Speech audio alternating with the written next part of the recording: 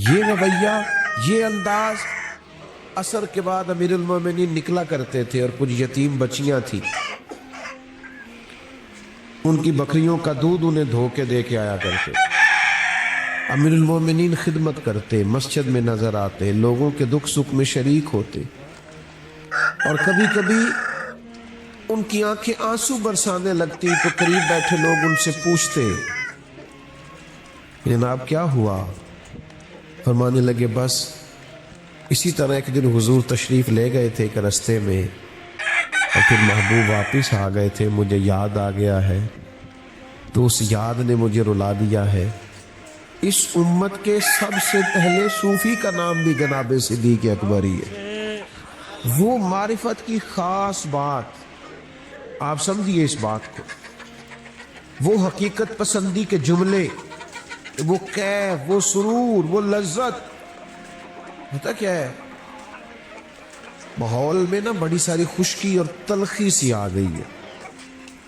صوفیاء کی جو محافل ہوتی تھی ان میں بڑی رونق ہوتی تھی، تازہ دم لوگ ہوتے تھے، عقائد کے پختہ، فکری توانائیوں کے ساتھ چمکتے دمکتے چہرے، اور تازگی آتی تھی محافل اور مجالس میں حاضر ہو کر۔ یہ ذرا ایک مجلس دیکھیے برپا ہے صحابہ کی، اس طرح مجلس برپا ہے کہ حضرت صدیق اکبر علیل ہے، امام ابو نعیم نے اس کو لکھا ہے، اور کچھ صحابہ ان کی تیمارداری کے لیے حاضر ہوئے۔ یہ ذرا انداز گفتگو دیکھیے۔ تو ایک صحابی عرض کرنے لگے حضور کسی طبیب کو بھی دکھانا تھا، آپ کی صحت ٹھیک نہیں۔ آج کل ہم کہتے ہیں نا ڈاکٹر کو دکھایا ہے، پھر لوگ فوراً پوچھتے کیا کہا ڈاکٹر نے؟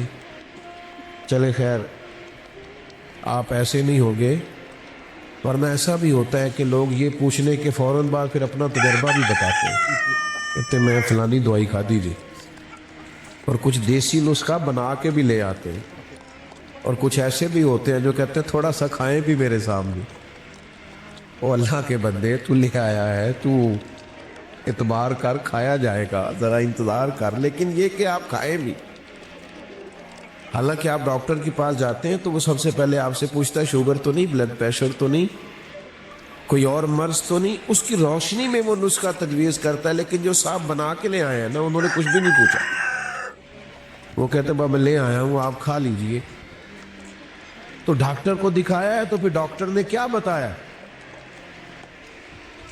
تو یہ عام سوالات ہوتے ہیں، لیکن یہ معرفت والے لوگوں کی محفل ہے نا، کہ اللہ کے بندوں کی مجلس ہے نا۔ حضرت صدیق اکبر امیر المومنین علیل ہے، لوگ ان کی خدمت میں حاضر ہیں۔ دوستو غور کیجئے گا،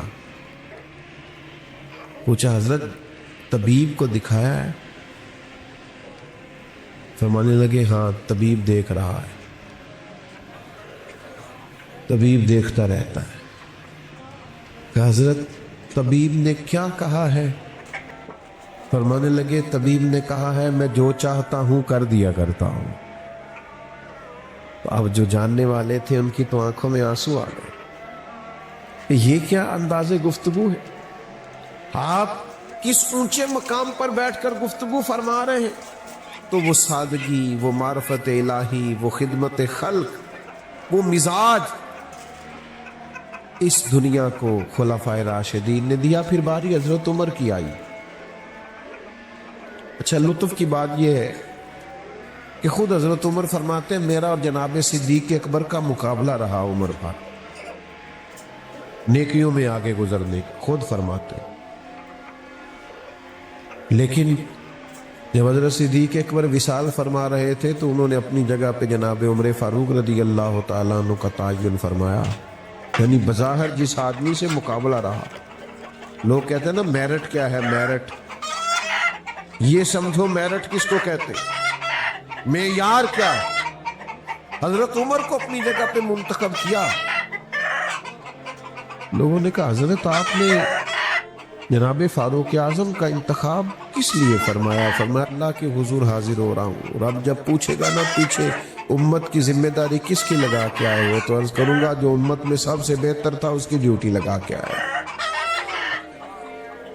اور پھر جناب عمر فاروق رضی اللہ تعالیٰ انہوں نے کمال کر دیا۔ میں اکثر دوستوں سے یہ بات عرض کیا کرتا ہوں کہ حضرت صدیق اکبر نے نا سارے فتنے ختم کر کے جناب عمر کو دیے تھے. منکرین زکوٰۃ کے خلاف سب کام انہوں نے سمیٹ کر حضرت عمر کو خلافت دی. پہ جناب عمر کے لیے بڑا آسان. حضرت عمر نے جو جاندار خلافت کی ہے اس کے پس منظر میں بھی جناب صدیق اکبر کی محنت کار فرما. اور پھر بڑی سادگی. میں آپ کی خدمت میں ایک بات عرض کروں, یہ جو لوگ بالکل سادے ہوتے ہیں نا, یہ بے نیاز سی طبیعت کے لوگ ہوتے ہیں. یعنی جو نوجوان 4-5 ہزار روپیہ دے کے بال سیدھے کروا کے